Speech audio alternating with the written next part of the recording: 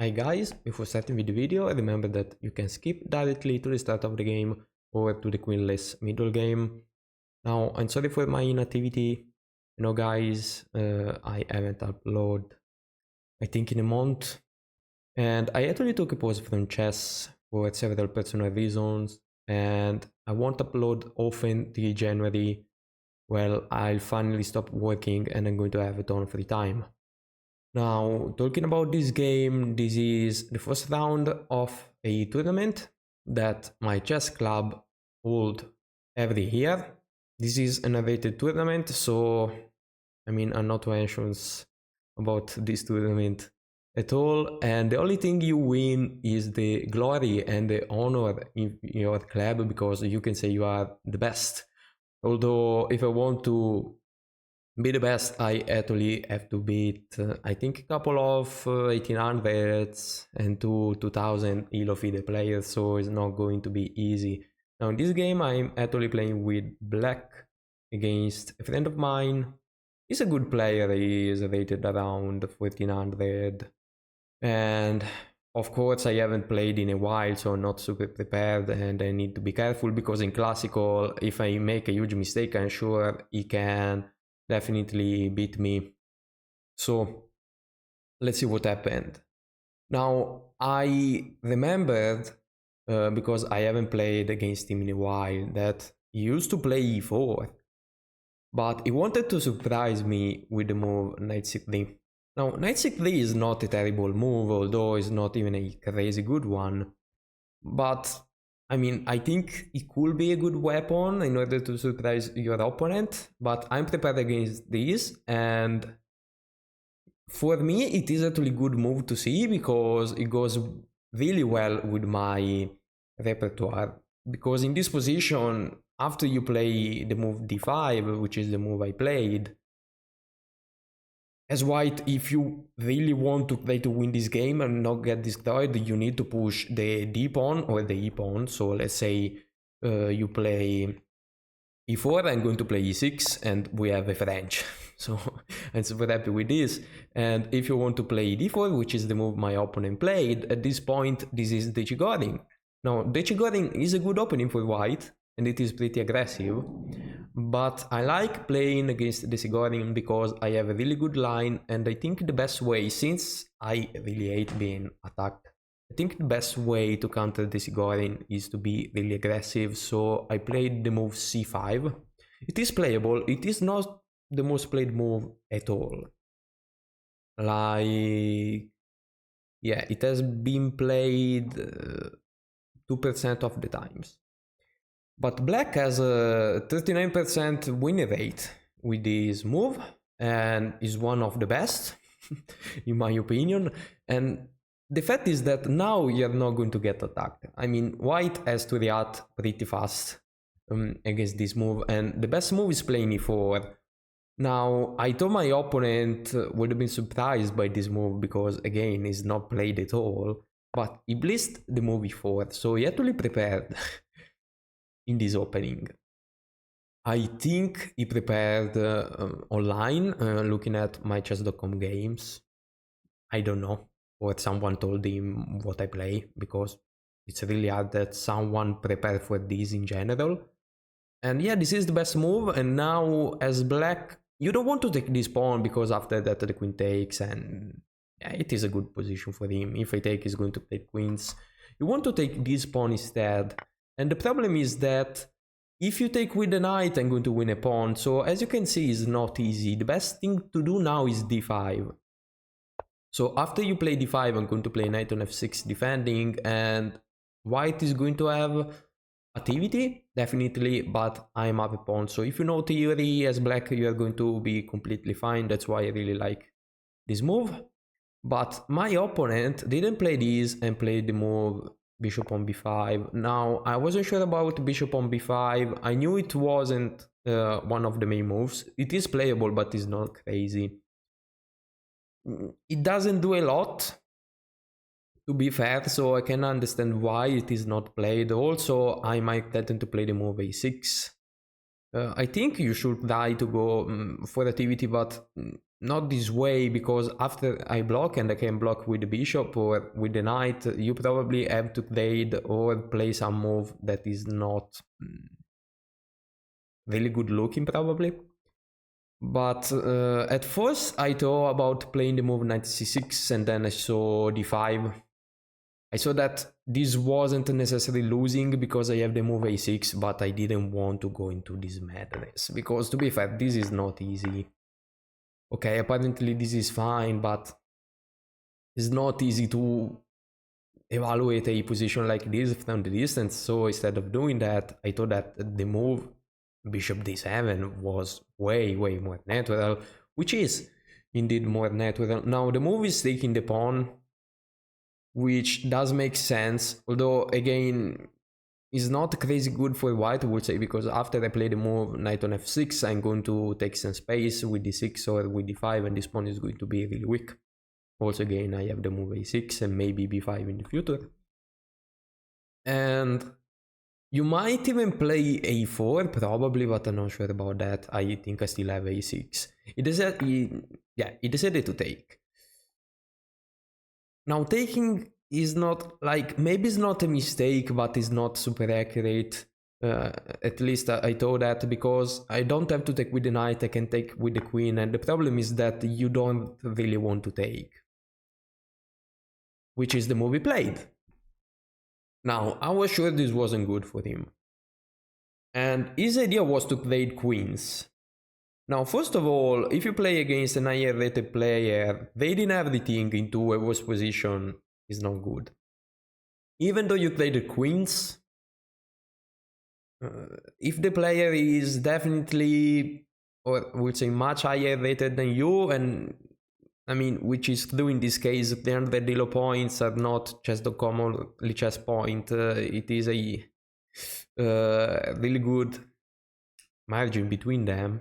So trading into a difficult middle game is not going to benefit you. You should try to play the best moves, which, going back, is not to take, but probably was to push the pawn, or I don't know, develop pieces. This wasn't great, because after I take, I am better, for the reason that if you take with the knight, of course, this is super weak. I'm going to defend maybe with f5 or knight on f6, and I'm going to win this pawn. I'm going to be up a pawn, probably. And if you take with the king, okay, you might win this pawn, but I'm going to have better pieces. Your king is definitely misplaced. I know there aren't queens, so you're not going to get checkmated, but in any case, you're going to waste a move with it, because on d1 is not well placed at all.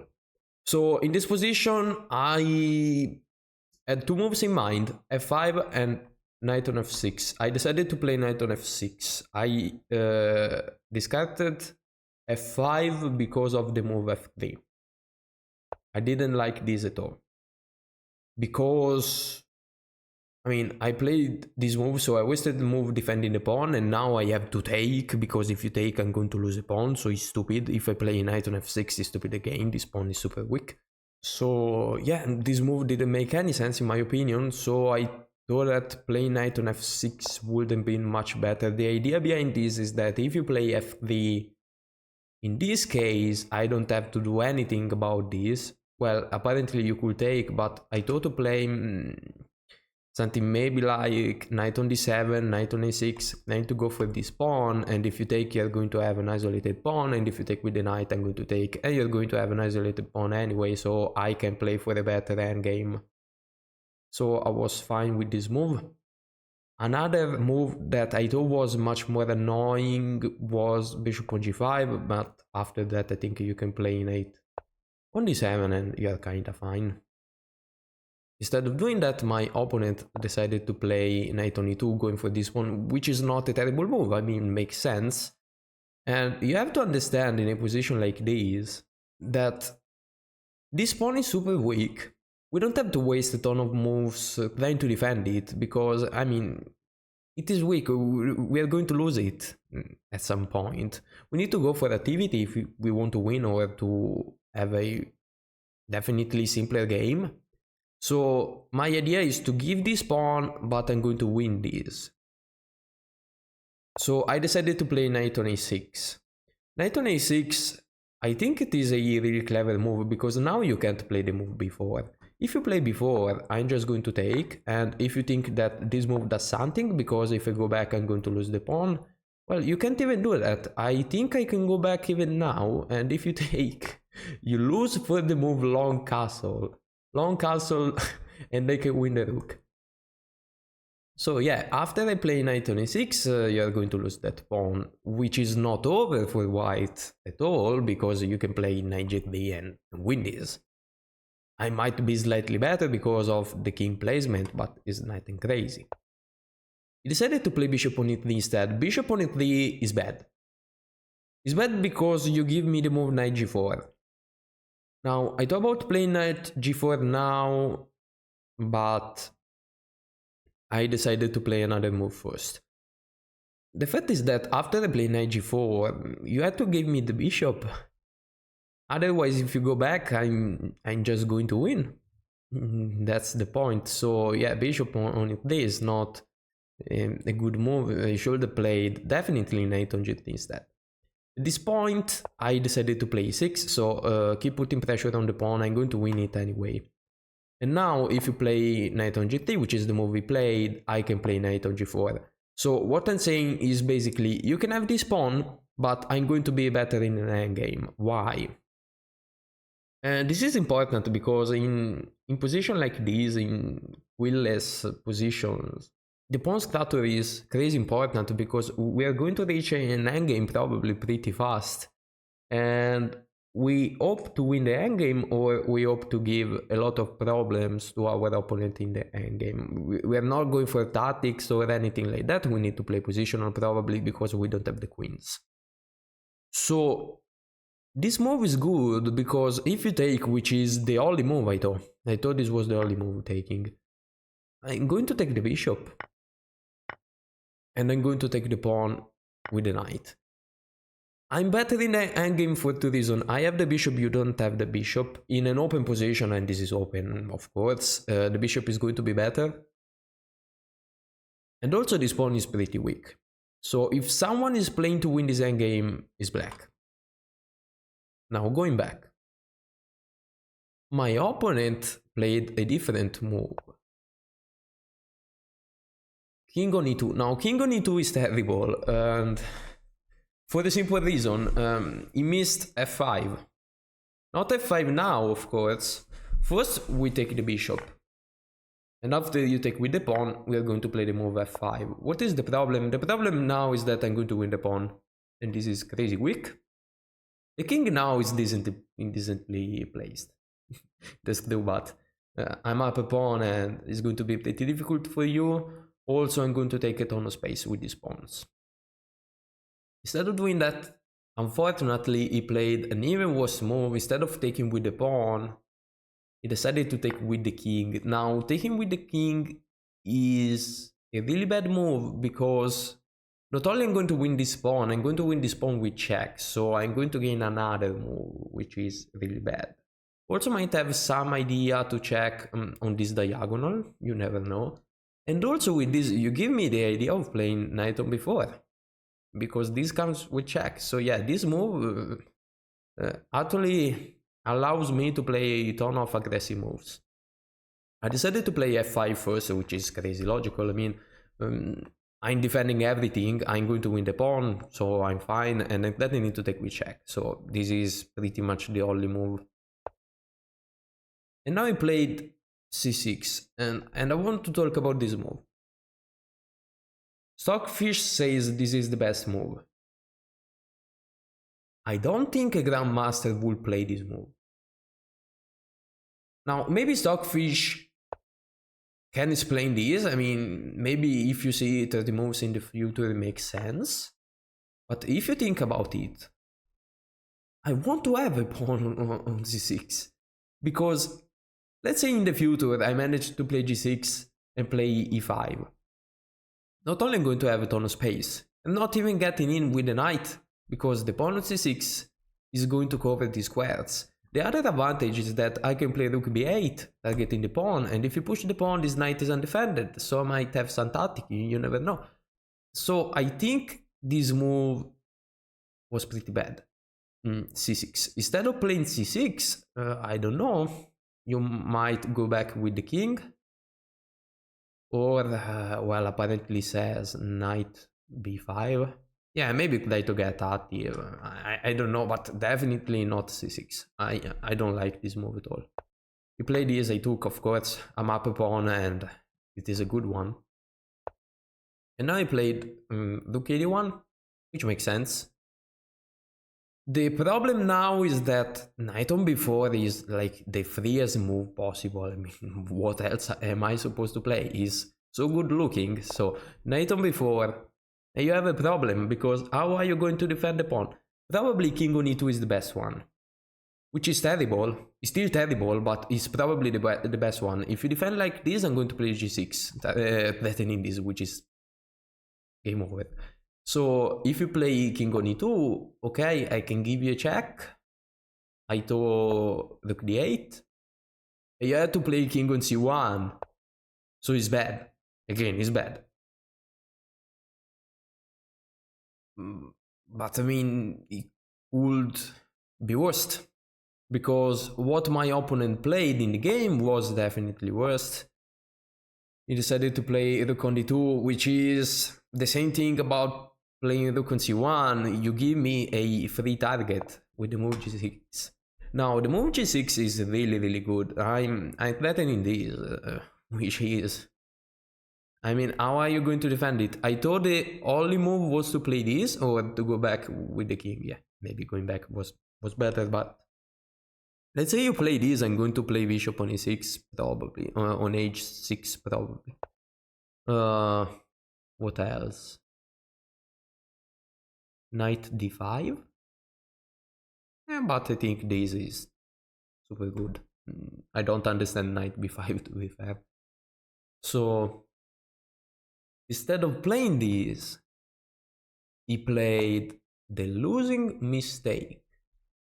Probably he thought that after bishop on h6 it was fine with the move f4. The problem is that if you play f4 now, that is the ampassan. Ampassan I win. Only move, I win the rook.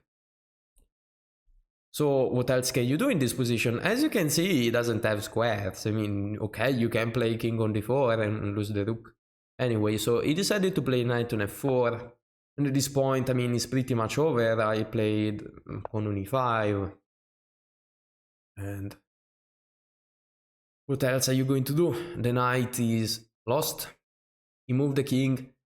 You can take with either the pawn or the bishop. I thought the bishop was slightly better, maybe still. And the difference is that I probably want the pawn to be on e5 anyway, because it covers 7 important squares. And if I take with the bishop, you have to waste another time with the rook. And wherever the rook goes is bad. So I thought this was good. Rook on d6. We take, gaining another tempo on the rook. But my idea wasn't that. My idea was, since now this rook doesn't have a ton of squares where to go, is that I can give a check. And after the king moves, I can play king on e7, and the rook now is trapped. And in this position my opponent resigned, because of course you lost pretty much everything. There is nothing else to do. The knight defends the pawn.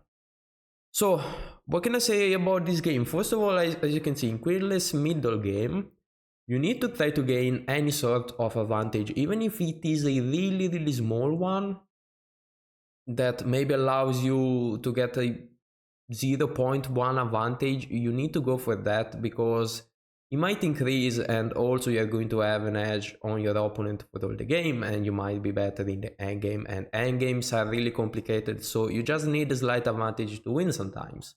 So I think that's how you should navigate a Queenless Middlegame, especially if there aren't a ton of tactics and the position is pretty much symmetrical. So, talking about the game, I played with 98% accuracy, so I think I should play less chess overall. I mean, this was a really, really good game. It wasn't difficult to play, because pretty much all the moves were obvious to play, nothing crazy. But I mean, I still played a pretty good game, so I'm happy about that. So I won this one. I'm going to play the next game in a few days. I'm probably going to load a video a week because we're going to play a game a week. I'm just uploading this video a bit later, I would say. So yeah, that's it for today, guys, and I hope to see you soon with another video of chess.